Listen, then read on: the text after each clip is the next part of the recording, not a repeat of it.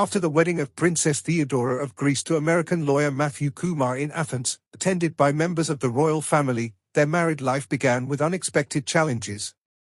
Matthew, who earned his law degree from the University of California, Los Angeles, UCLA, and founded his own firm, Farrar Law Group, faced some professional difficulties that dealt a significant blow to the newlyweds. Theodora and Matthew had hoped for a bright future, especially after overcoming numerous obstacles leading to their marriage. The couple postponed their wedding 3 times before finally tying the knot on September 28, 2024, in Athens. The ceremony was attended by close friends and family, including Queen Sofia, Infanta Elena, Christina, and representatives from various royal dynasties. Theodora's wedding was not only a tribute to tradition but also an important symbolic event for her family. It took place at the Metropolitan Cathedral of Athens, the same venue where her parents and other royal family members had been married. Accompanied by her older brother, Prince Pavlos, the bride wore a stunning dress designed by Greek designer Celia Chrytharioti, adorned with more than 500 crystals and flowers. The dress seamlessly blended tradition and modernity, creating an atmosphere of luxury and sophistication. The veil that Theodora chose belonged to her great-grandmother, Princess Margaret of Connaught, and had been worn by several generations of royal brides. However, the couple was not without scandal during their wedding preparations. A pre-wedding party organized by Queen Anne-Marie, Theodora's mother, at the Byzantine and Christian Museum in Athens sparked public controversy. The rental of such a significant venue and the use of the title, Queen, in official documents drew criticism from some Greek media and the public. Despite the protests, the party took place in a warm atmosphere, allowing the newlyweds to enjoy time with friends and loved ones. After the wedding, Theodora and Matthew returned to California to begin their life together.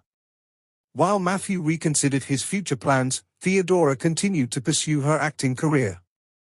She has been trying to establish herself in Hollywood for many years, and despite some successes, her path to fame has been challenging. Among her roles are an appearance in the sci-fi film The Great Awakening and the part of Secretary Alison Montgomery in the popular soap opera The Bold and the Beautiful Star. Theodora hopes that both her career in the entertainment industry and her family life with Matthew will soon find stability. Despite the trials they have faced, Princess Theodora remains committed to building her life in the United States while not forgetting her Greek roots.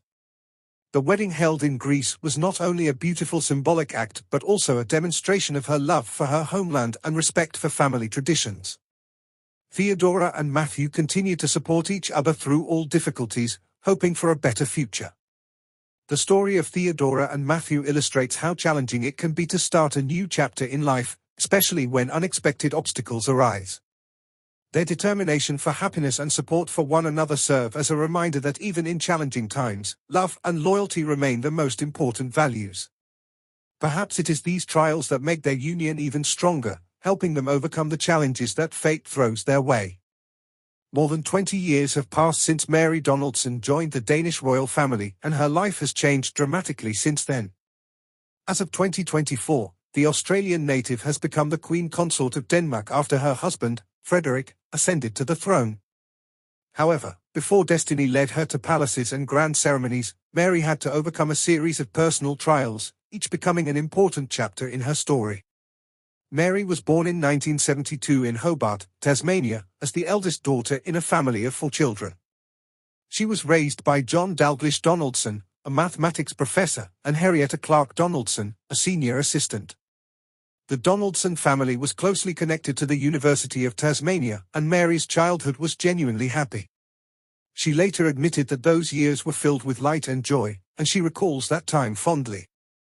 However, life often presents challenges, and one of the most difficult came to Mary in 1997 when her mother, lovingly called Ida by close friends, passed away after a complex medical procedure. This loss was a major blow for 26-year-old Mary, who was just starting her career after university. At that time, she worked as a client manager at the advertising firm Mojo Partners, and it seemed her life was beginning to take shape. However, the death of her mother forced her to re-evaluate her future. This loss marked a significant turning point, prompting Mary to make drastic changes in her life. She left her job, walked away from everything she had achieved, and moved far from home. "I felt alone in my grief," No one understood me, and the world around me kept moving forward while I felt stuck, she confessed years later. Determined to find herself and overcome her pain, she decided to travel, first to the United States and then to Europe. In Europe, she found an opportunity to start anew, temporarily working in Edinburgh at Rap Collins Worldwide and feeling part of an international community. 2 years later, in 1999, Mary returned to Australia to resume her career. She joined the international advertising agency Young Rubicon, where she regained confidence in herself and her abilities. Despite her pain, she managed to rise and continue her professional development. Shortly after, she became the sales director at Love Branding. It seemed that destiny was waiting for the right moment to intervene in her life. In 2000, while working at the Sydney Olympics, she met Crown Prince Frederik of Denmark. This moment marked the beginning of a new chapter in her life filled with love and change. Their romance unfolded under the public eye, and Mary found herself at the center of tabloid speculation about her background, career, and personal life. The first official photograph of Mary and Frederik was published by the Danish newspaper Billed-Bladet in 2001, marking the start of her public life as the future king's fiancée. Mary fondly recalls those days when everything was new and unexplored, yet filled with love and support. 2 years later, in 2003, Mary officially debuted as the Crown Prince's fiancée. In 2004, Mary and Frederik exchanged vows in the magnificent Copenhagen Cathedral, becoming one of Europe's most distinguished couples. Years have passed, but even today, the pain of losing her mother lingers for Mary. It's so strange to feel that someone you love is gone forever and will never witness the most important moments of your life or see your children, she shared in a 2015